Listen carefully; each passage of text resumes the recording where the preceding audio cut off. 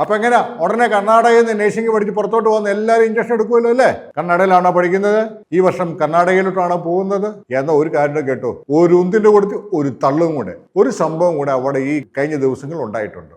ഒരു citizen foundation എന്ന് പറഞ്ഞ ഒരു സംഘടന, കർണാടകയിൽ ബാംഗ്ലൂർ ആസ്ഥാനമായി പ്രവർത്തിക്കുന്ന ഒരു സംഘടന, അവര് സഖി കെട്ടു. നേഴ്സിംഗ് പഠന മേഖലയിൽ നടക്കുന്ന അഴിമതികളും എല്ലാം കണ്ട് സഖി കെട്ടിട്ട് ഒരുപറ്റം അവിടുത്തെ പ്രവർത്തകർ മുമ്പോട്ട് വന്ന് ഇപ്പം കർണാടക മുഖ്യമന്ത്രിക്കും ഒക്കെ ആയിട്ട് പരാതി കൊടുത്തിട്ടുണ്ട്. നിങ്ങൾ ഓർക്കും മുഖ്യമന്ത്രിക്ക് പരാതി കൊടുത്ത് എന്തെങ്കിലും സംഭവിക്കും, അതൊക്കെ പിന്നീടുള്ള കാര്യം. ആ പറഞ്ഞിരിക്കുന്ന പരാതിയിലുള്ള പരാമർശിച്ചിരിക്കുന്ന വിഷയങ്ങളാണ് നമ്മളെ ചിന്തിപ്പിക്കുന്നത്. ഓരോന്നായിട്ട് ഞാൻ പറഞ്ഞു തരാം, കേട്ടോണം. പരാതിയിൽ ആദ്യം പറഞ്ഞിരിക്കുന്നത് അടിസ്ഥാന സൗകര്യങ്ങളുടെ കുറവ്.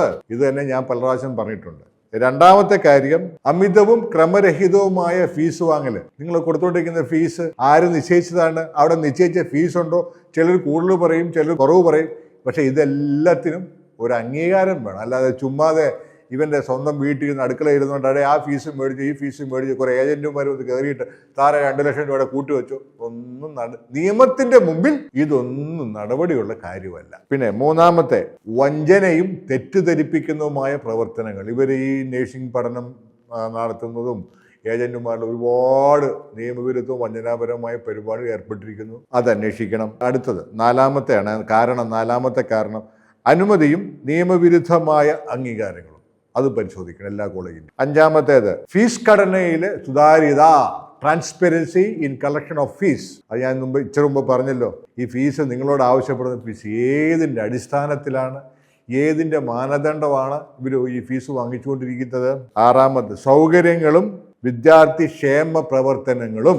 ഏഴാമത്തെയാണ് വേറൊരു വിഷയം, പരീക്ഷാ ക്രമക്കേടുകൾ. ഇത് സ്ഥിരമായിട്ട് അവിടെ വരുന്നതാണ്. ക്ലാസ്സിൽ കയറാത്തവനെ ജയിപ്പിച്ച് ഇവിടെ അറ്റൻഡൻസ് ഒക്കെ എടുത്ത് പരീക്ഷ എഴുതിപ്പിക്കും. ഇല്ലെങ്കിൽ വേറെ ആൾ വന്ന് പരീക്ഷ എഴുതി അവനെ പാസ്സാക്കും, അവനെ അവിടെ രജിസ്ട്രേഷൻ കൊടുക്കും, നാട്ടിലോട്ട് ഇറങ്ങി നമ്മളെല്ലാവരെയും കുത്താൻ പഠിപ്പിക്കും. പിന്നെ എട്ടാമത്തെ വേറൊരു കാരണമാണ് അയൽ സംസ്ഥാനങ്ങളിലെ വിദ്യാർത്ഥികളുടെ അഡ്മിഷൻ. ഒരുപാട് മാൽപ്രാക്ടീസ് ഉണ്ട്.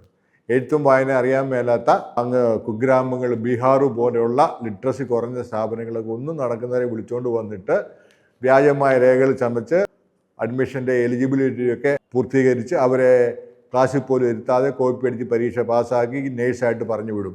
ആ ഒരു പരിപാടി അവിടെ ഇഷ്ടംപോലെ നടന്നുകൊണ്ടിരിക്കുന്നു. അത് അന്വേഷിക്കണം. പിന്നെ അതിനെ സംബന്ധിച്ച് തന്നെ ഉള്ള മറ്റൊരു കാര്യമാണ് ഹാജർ നിലയുമായി ബന്ധപ്പെട്ട പ്രശ്നങ്ങൾ.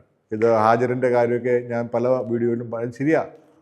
ഇപ്പം പറഞ്ഞ പോലെ അറ്റൻഡൻസ് ഒന്നും ഇല്ലാത്തവരെ പരീക്ഷ എഴുതിപ്പിക്കുന്നു. പിന്നെ അതുപോലെ 10ാമത്തെ കാരണം അനുമതി നിഷേധിച്ചിട്ടും പ്രവർത്തിക്കുന്ന കോളേജുകൾ. പല കോളേജുകൾക്കും അനുമതി നിഷേധിച്ചിട്ടുണ്ട്, പക്ഷേ ആ കോളേജെല്ലാം പ്രവർത്തിച്ചുകൊണ്ടിരിക്കുക. അതിൻ്റെയാണ് നേരത്തെ ഞാൻ പറഞ്ഞിട്ടുള്ള ഗ്രൂപ്പ് ഓഫ് ഇൻസ്റ്റിറ്റ്യൂഷൻസ്, ആ തട്ടിപ്പ്. പിന്നെ 11ാമത്തെ കാര്യമാണ് പരിശോധനാ റിപ്പോർട്ടുകൾ പരസ്യപ്പെടുത്തണം.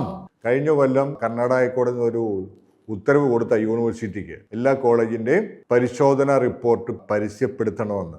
യൂണിവേഴ്സിറ്റി കുറേ മാത്രം പരിസ്ഥിതിപ്പെടുത്തിയിട്ടുള്ളൂ, ബാക്കി പലതും പൂഴ്ത്തി വെച്ചിരിക്കുക. പിന്നെ 12ാമത്തെ, അത് ഞാനെപ്പോഴും പറയാനുള്ളത്, തെറ്റിദ്ധരിപ്പിക്കുന്ന പരസ്യങ്ങൾ. ഞാൻ പറഞ്ഞില്ലേ, ഞങ്ങൾക്ക് 4 മൾട്ടി സ്പെഷ്യാലിറ്റി ഹോസ്പിറ്റലുണ്ട്, അവിടെ അതുണ്ട്, ഇവിടെ ഇങ്ങനത്തെ ക്ലിനിക്കലുണ്ട്, ഞങ്ങൾ എല്ലാവരെയും ജർമ്മനി പഠിപ്പിച്ച് ഇപ്പം ജർമ്മനിയിലോട്ട് പറഞ്ഞു വിടും.